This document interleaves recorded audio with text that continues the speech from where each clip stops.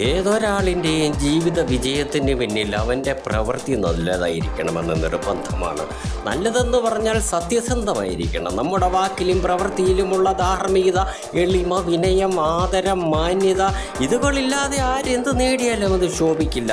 ഇവകളെല്ലാം തന്നെ ദൈവഹിതത്തിൽ അധിഷ്ഠിതമായിരിക്കുന്ന പ്രാപഞ്ചിക നിയമങ്ങളുടെ മൂല്യവത്തായ സവിശേഷ ഗുണങ്ങളാണ്.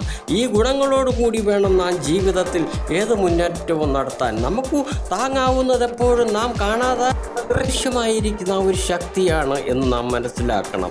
നാം ജനിക്കുന്നതും മരിക്കുന്നതും അറിയുന്നുണ്ടോ? ഇല്ല. അപ്പോൾ നമ്മുടെ മധ്യസ്ഥനായിട്ട് ആരോ ഒരാൾ ഉണ്ട് എന്നത് സത്യമല്ലേ? ആ കാണാച്ചരടായ ശക്തി വിശേഷത്തിനാണ് നാം ദൈവം എന്ന് പറയുന്നത്. ആ ദൈവം നമ്മിൽ നിന്നും ദൂരെയോ അന്യമോ അല്ല, അത് നമ്മുടെ ഉള്ളിൽ തന്നെയാണ്.